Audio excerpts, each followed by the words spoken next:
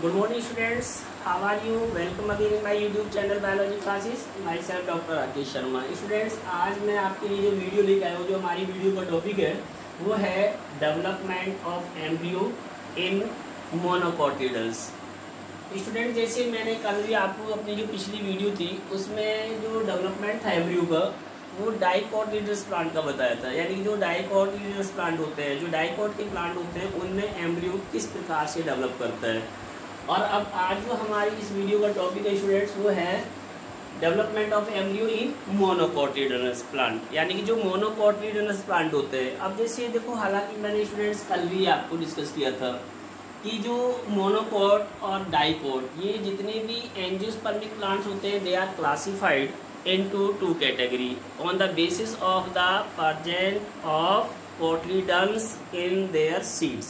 जो इनके सीड्स होते हैं, जो यानी कि एंजियोस्पर्मिक प्लांट के सीड होते हैं, उन सीड्स में स्टूडेंट हम ये देखते हैं कि एक कोटिलिडन्स है या फिर एक से ज़्यादा है. अगर मान लीजिए जैसे 2 कोटिलिडन होते हैं तो हम उनको कहते हैं डाइकोट या डाइकोटिलिडनस प्लांट. और यदि उनमें एक सिंगल कोटिलिडन्स होते हैं या सिंगल कोटिलिडन्स पाया जाता है तो हम उस सिंगल कोटिलिडन को क्या कहते हैं, मोनोकोटिलिडनस प्लांट.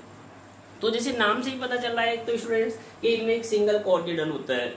अब देखिए, जैसे हमने कल जब उसका डेवलपमेंट डिस्कस किया था स्टूडेंट, जो एम्ब्रियो का, तो उसमें जो प्रो एम्ब्रियो बनता है, जो जैसे हमने कहते हैं कि जो अर्ली डेवलपमेंट है, चाहे आप मोनोकोट के प्लांट का पढ़िए, मोनोकोट के प्लांट का एम्ब्रियो का डेवलपमेंट, चाहे वो डाइकोट के प्लांट के एम्ब्रियो का डेवलपमेंट स्टडी करिए, तो यदि हम स्टूडेंट देखें तो दोनों के जो एम्ब्रियो के डेवलपमेंट हैं उसमें जो प्रो एम्ब्रियो तक की जो स्टेज होती है, यानी कि जो एक स्ट्रक्चर हमने कल बताई थी जिसमें 16 सेल जो स्टेज वाला एम्ब्रियो है, जिसमें यानी कि 16 सेल्स होती हैं, उन 16 सेल्स में हमने कल भी आपको ये डिस्कस किया था स्टूडेंट्स कि जो आउटर की 8 सेल होती है, जो बाहर वाली जो 8 सेल्स हैं और जो 8 सेल्स इनर वाली होती हैं.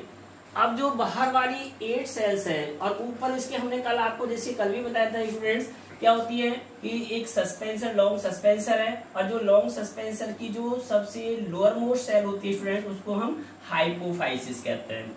तो ये नीचे वाली हाइपोफाइसिस है और इसमें ये आप देख रहे हैं जो एक ग्लोबुलर शेप जिसको कहते हैं, यानी कि हम प्रो एम्ब्रियो, ये एक जैसे स्ट्रक्चर है.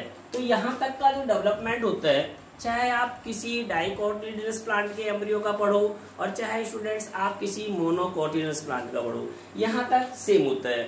लेकिन उसके बाद अगर हम आगे का पढ़ते हैं, जैसे मैंने कल आपको जो डिस्कस किया था वो किया था डाइकोटिलिडनस प्लांट का, तो उनमें क्या हो जाता है, उनमें 2 कोटिलिडन्स डेवलप हो जाते हैं. लेकिन अगर हम बात करें जैसे मोनोकोटिलिडनस प्लांट की, तो जो मोनोकोटिलिडनस प्लांट है, अब यहाँ से आगे इन प्लांट्स में कैसे डेवलपमेंट होती है एम्ब्रियो की स्टूडेंट्स, तो देखिए बिल्कुल यहाँ तक सेम है. अब आगे चलते हैं हम, तो ये जैसे पहले भी हमने बताया था पिछली वीडियो में भी कि जो ऊपर वाली यानी कि सस्पेंसर सेल्स होती हैं, तो ये सस्पेंसर सेल की जो सबसे अपर मोस्ट सेल है, उस अपर मोस्ट सेल को हम सस्पेंसर कौन सी कहते हैं, जो एक जैसे वो एक वेसिकुलर सस्पेंसर के नाम से जानते हैं. यानी कि एक फूली हुई स्ट्रक्चर है जो होस्टेरियम की तरह काम करेगी.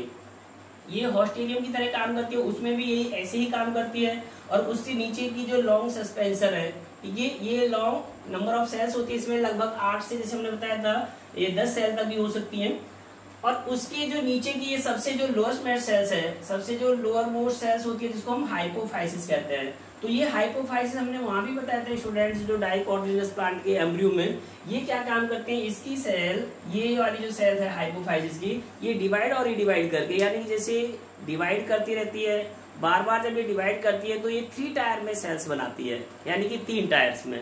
तो वो जो 3 टायर्स की सेल्स हैं, यानी जो 3 टायर्स में सेल्स बनती हैं, वो स्टूडेंट्स वो क्या फॉर्मेशन करती हैं, वो रेडिकल का और जैसे कहते हैं ना रूट कैप का फॉर्मेशन करती हैं. वो हमने वहां भी बताया. तो यहाँ जैसे अगर आप इसको अब आगे देखते हो, ये सेल जो बाहर वाली आउटर मोस्ट सेल्स थी, जो 8 आउटर मोस्ट सेल्स थी, इस प्रो एम्ब्रियो की, ये क्या बना देती है स्टूडेंट्स, ये डिवाइड करते करते, जैसे इनमें जो डिवीजन का प्लेन होता है, जैसे मान लीजिए पेरिक्लिनल डिवीजन से थ्रू ये क्या करते हैं, बार बार डिवाइड करती रहती हैं और एक लेयर में यानी कि जैसे एक अरेंजमेंट हो जाता है, और उस लेयर को हम क्या कहते हैं स्टूडेंट, उस लेयर को हम कहते हैं उस एम्ब्रियो की आउटर मोस्ट सरफेस।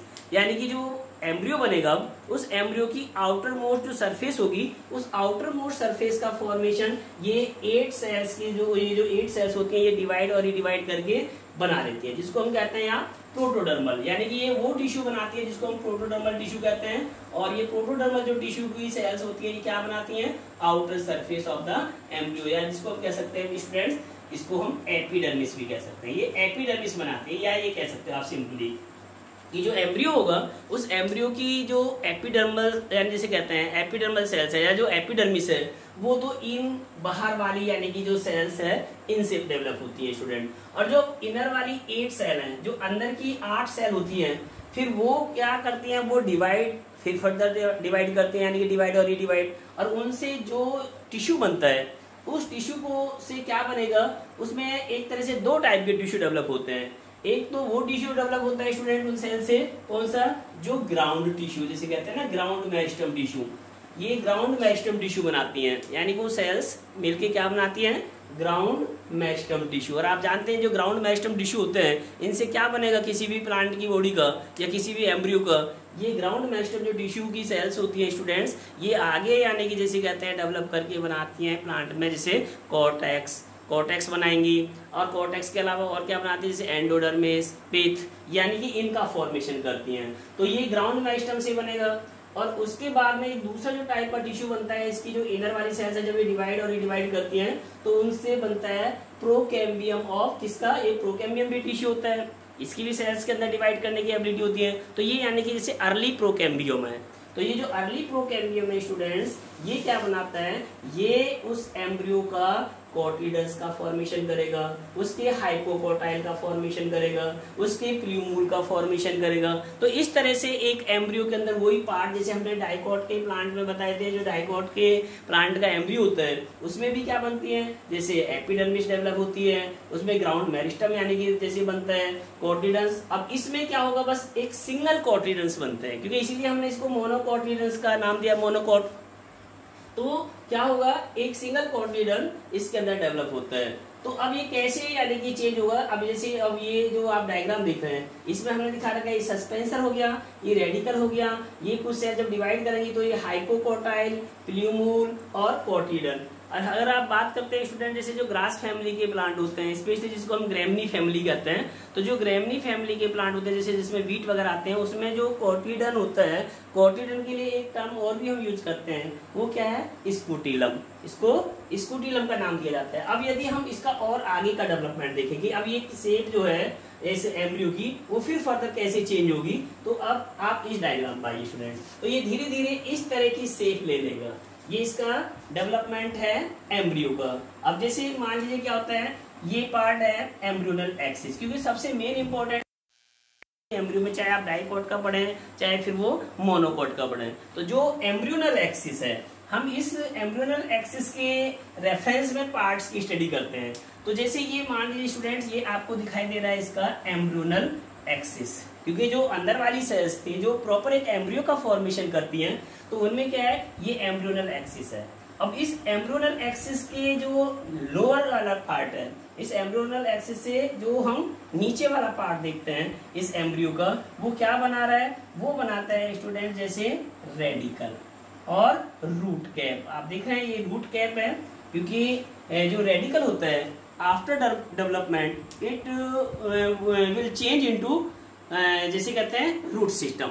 जो मान लीजिए रेडिकल होगा वो प्लांट में किस में कन्वर्ट होगा, वो एक तरह से रूट सिस्टम बनाता है। तो जो भी रूट होती है उसके ऊपर एक जैसे कैप लाइक स्ट्रक्चर होती है, रूट की जो टिप्स होती है, तो हम उसको क्या कहते हैं, रूट कैप। तो ये किस में, यानी कि जो नीचे वाला भाग है अब इसका एम्ब्रियोनल एक्सिस का, वो एम्ब्रियोनल एक्सिस से नीचे वाला भाग किस में कन्वर्ट हो गया, रेडिकल में, और इसके रूट कैप में हो गया।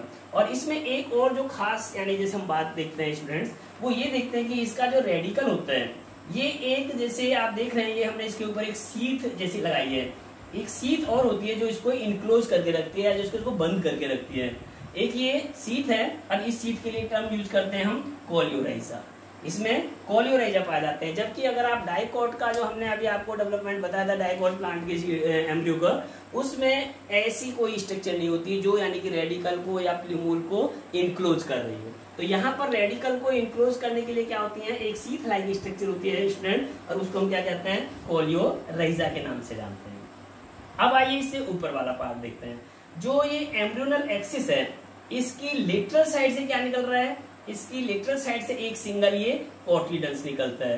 तो जैसे अभी मैंने बताया था कि जो ज्यादातर जो ग्रास फैमिली के जो प्लांट होते हैं, ग्रास फैमिली में कौन से पौधे आते हैं स्पेशली, जैसे हम ग्रेमनी फैमिली में जैसे वीट आता है, तो इस फैमिली के अगर आप प्लांट में एम्ब्रियो को देखोगे तो उसमें एक सिंगल जैसे कोटिलीडन है, क्योंकि वो मोनोकोट में आता है, तो उस सिंगल कोटिलीडन के लिए एक टर्म अभी मैंने बताई थी स्कूटीलम। तो ये एक सिंगल स्कूटीलम हो गया विच arise from the lateral side of the embryonal axis. जो एम्ब्रियोनल एक्सिस है इसकी लेटरल साइड से ये निकल रहा है।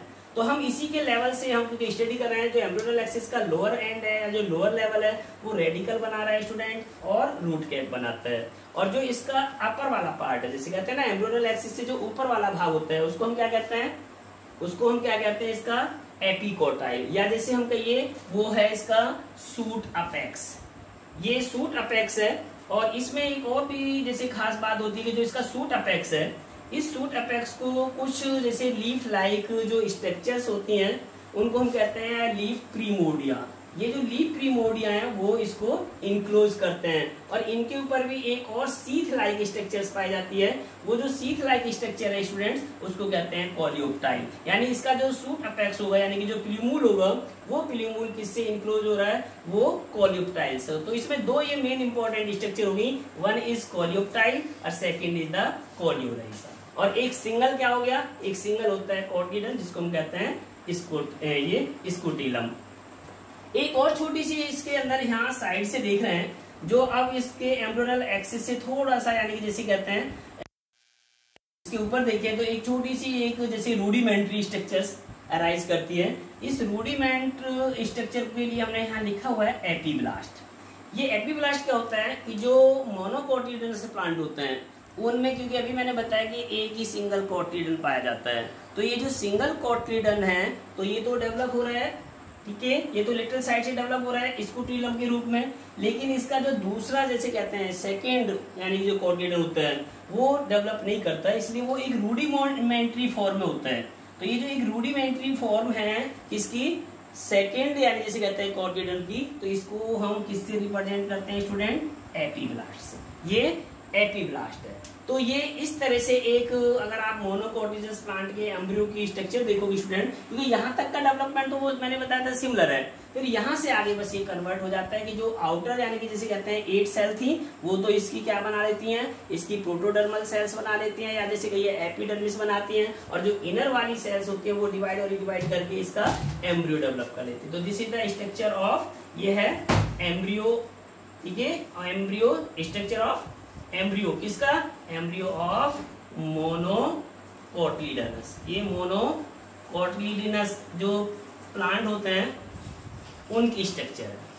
तो ये वीडियो आपको अच्छी लगी होगी स्टूडेंट्स, तो आप इसको सब्सक्राइब कीजिए, शेयर कीजिए, लाइक कीजिए अपने दोस्तों को, और हमारी जो भी यानी कि वीडियो है उनको देखते रहिए। Thank you.